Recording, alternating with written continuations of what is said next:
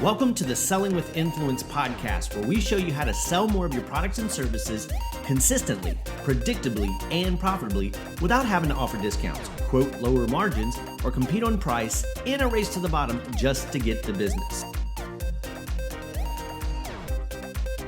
My name is Dwayne Huff, founder and CEO of Influence Seminars, and I am your host. Hey guys, and welcome back to this episode. I am so glad that you're here. We're going to talk about something that I know will help you or your sales team if you evaluate each thing that I'm going to cover in this episode, because we're going to talk about why you might not be selling more consistently, predictably, and profitably. And I'm going to make a lot of assumptions here, and I know when you assume you make this out of you and me, I get it, I understand. But I've been talking to a lot of salespeople and sales leaders over the last 12 years. I've seen consistencies, patterns, trends, reasons that salespeople aren't performing consistently at the highest level. And it took me a long time to come to this conclusion and see those patterns and really come to understand what was happening. So I want to dig into it here and make some assumptions that you may be experiencing, whether you're a sales professional and you're not as consistent, predictable, and profitable as you would like to be, not making the commissions that you would like to be, or if you're a sales leader and you would like some of your team members, if not all of your team members, to do it more consistently, predictably, and profitably. Before I jump in here, though, I'm only going to have so much time on this episode. If you want some training that will help you do this better, all the things that we're going to talk about, free of charge, over on my website, sellingwithinfluence.com, at the top right-hand corner. Go over there, grab it. It's a 3-part video series, about 3 hours worth of training that will help you do what we're talking about here and get real results immediately and see them over time, so long term, right? Before I jump in here, though, if you have not yet, subscribe to the podcast on your favorite podcast channel if you're listening, and if you're watching here on YouTube, I will include a link to both of those so you can subscribe on both channels. Share this with somebody if you find value in it. And if you're a sales professional, share it with your management team. If you're a management team or a sales leader, share it with your people. So without further ado, let's jump in. Here's some reasons that you or your sales team might not be selling more consistently, predictably, and profitably. Number one, here's the assumptions I'm going to make. They're positive assumptions, okay? I'm going to assume, because what I'm going to list out here, the assumptions I'm making are actually table stakes for you to be able to succeed as a sales professional or as a sales leader leading a sales team. These things have got to be in place. They're foundational. They're table stakes, as some people would call them. So I'm going to assume a couple of things. I'm going to put my glasses on. I don't do the podcast with glasses on too often, but I have to see my notes here because I don't want to miss anything. And I've taken some extensive notes. So number one, I'm going to assume that you have had product knowledge training, or that you're self-educating on product knowledge consistently to stay on top of your product knowledge and the industry and everything you need to know about what you're selling. Because if you're not, that might be a reason you're not selling more consistently, predictably, or profitably. And so are all the things that I'm going to list here. Sales training. I'm going to assume that you have gone through some form of sales training, and hopefully repeatedly, because being exposed to information once is not training. And that's why so many people won't do training consistently, because they don't think it's valuable or worthwhile, because it never takes. And it's something you have to continue to do. Training is not something you did, it's something you do, right? And so if you're not sales training, if you have not had selling skills training on some level, in some form or fashion, that might be a reason. Number two, but I'm making assumptions that you've already been here. I'm kind of laying out the table stakes here. You're hustling consistently. Here's what I mean. You're not just doing minimums in activity and outreach and prospecting and filling your pipeline. You're going above and beyond.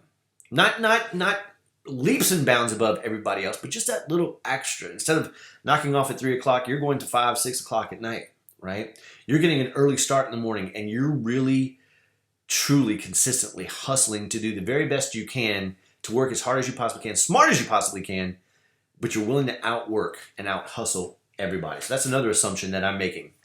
CRM. You're not avoiding CRM. You're using it to its maximum benefit. You're not just entering information to keep your manager happy, but you're actually using it as a tool to let you know and help you to see strategically everything going on in your business and in your territory. You know, I earlier in the game for me, pharmaceutical sales, one of the things that they just grinded and drilled into us, and we had a very basic CRM at that point. It was on a Palm Pilot, and we had to tap in our notes. It was crazy.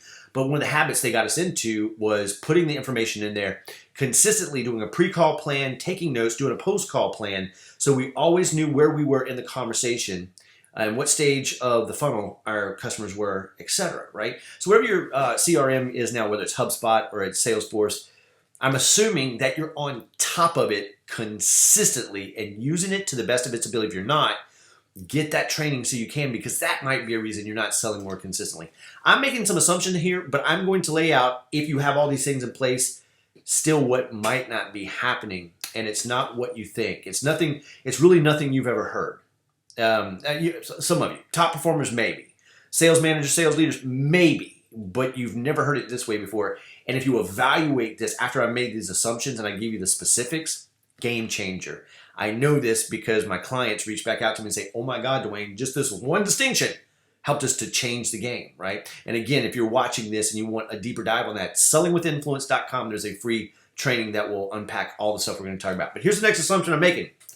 You're keeping your pipeline full, which means you're prospecting consistently, and you have more than enough leads, qualified leads, that you're constantly following up with. They say fortune is in follow-up, and most salespeople want follow-up more than 4 times. They give up, they quit, and most sales are won after the 5th and 6th follow-up, right? And there's a great book called Go for No. If you have not checked that out, read that book, because it's not just about going through the numbers. It's about consistency and follow-up and pushing to that boundary just before you step over that line in a very professional and courteous way. But it's part of success in selling. So I'm assuming you're keeping your pipeline full. The next one is, I assume that you're doing your research and you're understanding the industry and the customer prior to making connection, building relationship, and having conversations with them.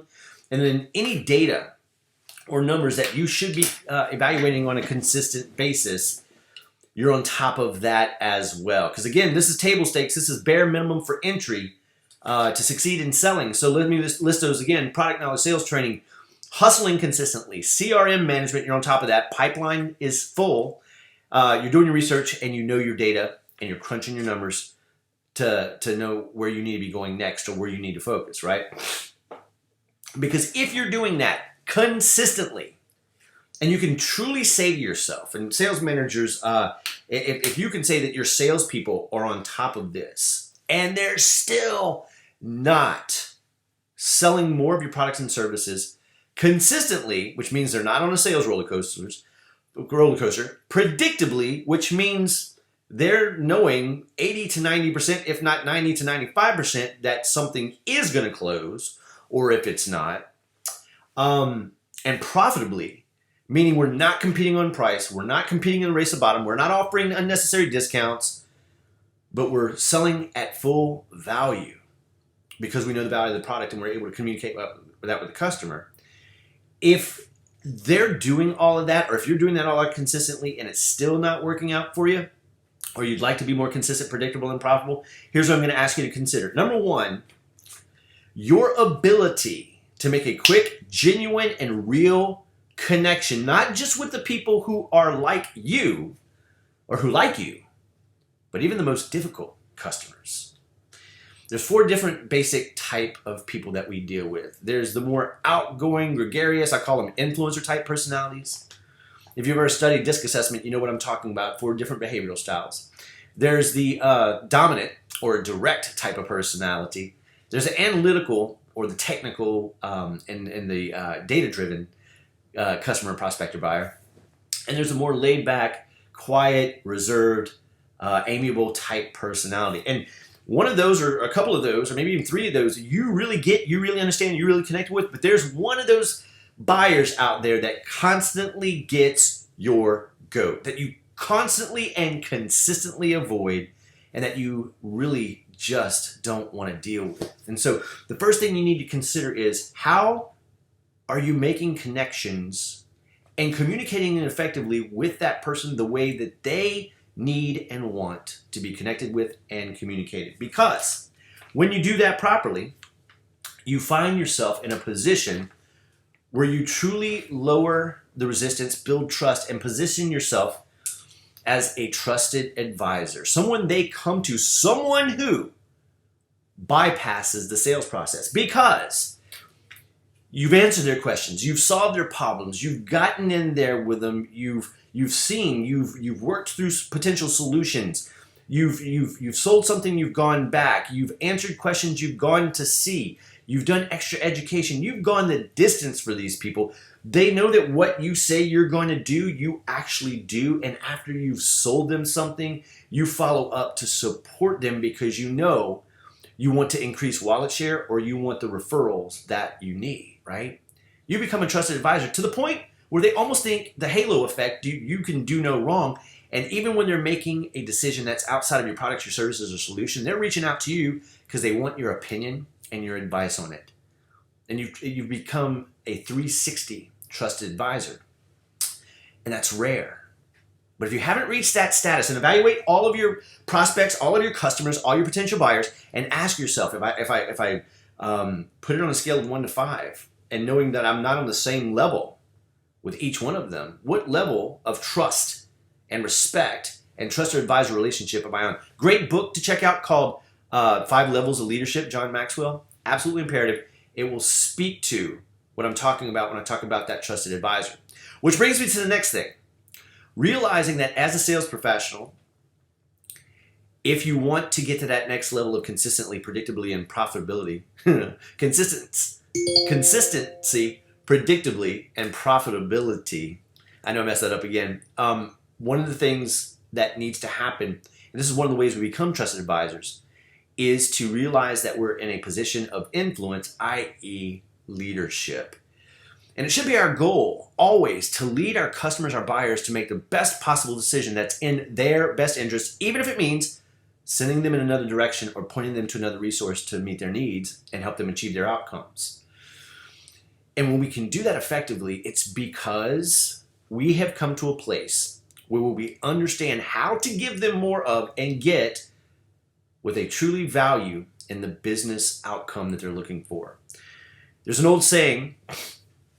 Actually, it's a famous saying, sorry. It's a famous saying by John Maxwell. John Maxwell, #1 leadership authority and personal development authority in the entire world for like 6 years, and wrote tons of books on leadership.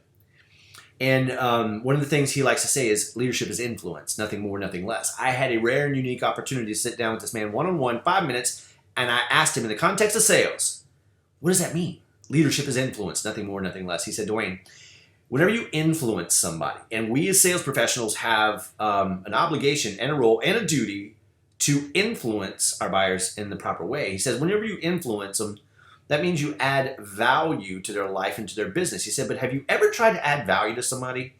Give something, do something, offer something, create something, include something, and offer it with your solution, your product, your service, and say, here, I'll give you this, or I'll do this, or I'll make this, and only to have them say, nah, no, we don't want it.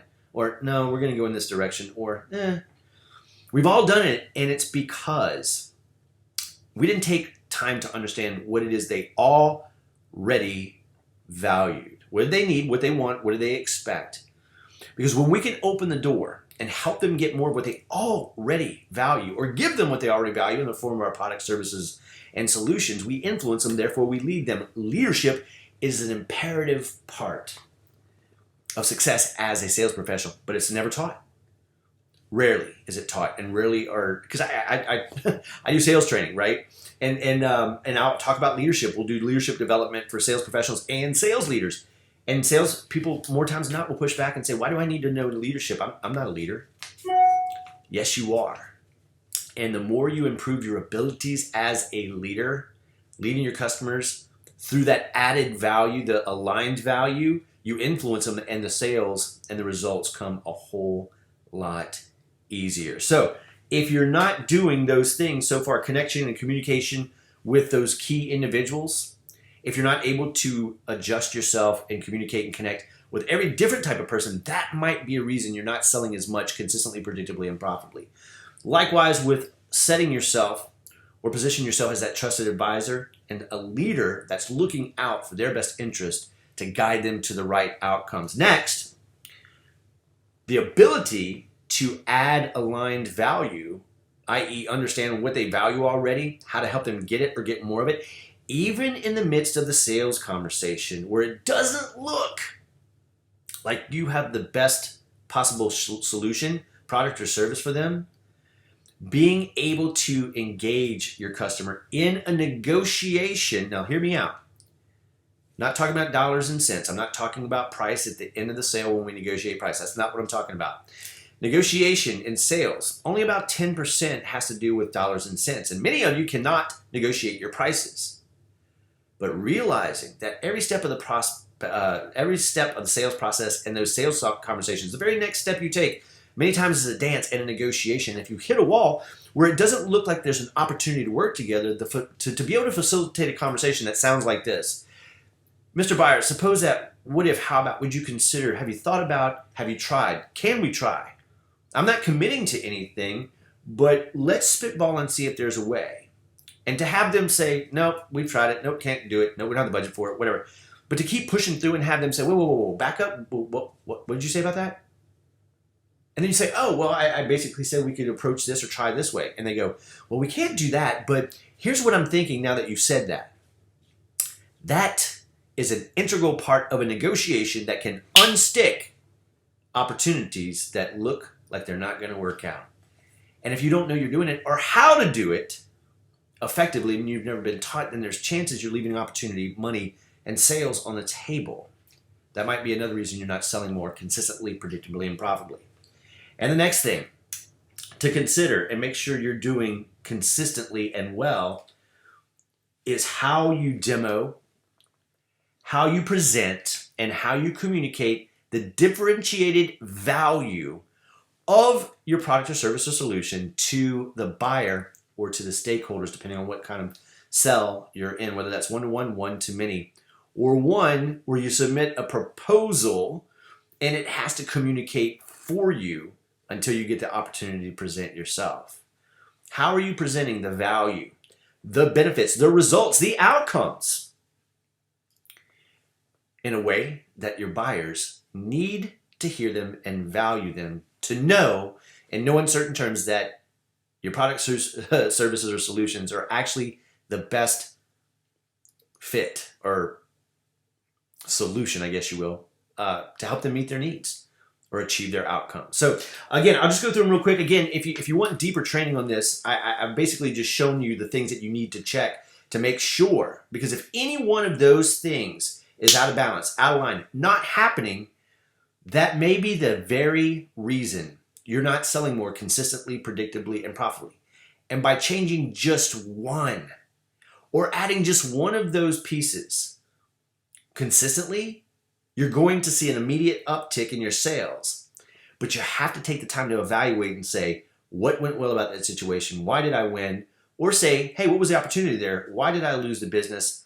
How can I improve and carry that forward? So many salespeople will not do that. So the last thing I will say is create a habit of self-evaluation. Whether you win, whether you lose, ask why. And really take mental note of what allowed you to win, what may have lost the business, what you could have done better. Self-evaluate, move that forward into every sales conversation and process that you enter with a buyer, and you'd be blown away with how quickly you'll improve. So again, let me just recap those for you real quick. So if everything's in place, just to summarize what we've talked about in this episode, assuming that you are staying on top of your product knowledge, that you're not just learning product knowledge, but you're an absolute authority and expert because you're taking it upon yourself. You've been through some sort of sales training, selling skills course, and hopefully you're continuing to sharpen the saw and do that consistently, hustling consistently, managing your CRM properly and leveraging it to your advantage, keeping your pipeline full, doing your research, crunching the data and numbers that are relevant. If all those things are in place and you're still not selling more consistently, predictably, and profitably, ask yourself, how am I connecting and build relationship and communicating with those 4 different types of personalities, especially the ones that I don't get along with that well, or that rub me the wrong way. Number 2, ask yourself, have I truly positioned myself as a trusted advisor? Are they coming to me for advice even outside of my experience, thinking that I might be able to point them in the right direction simply because they trust me so much? Have their walls come down?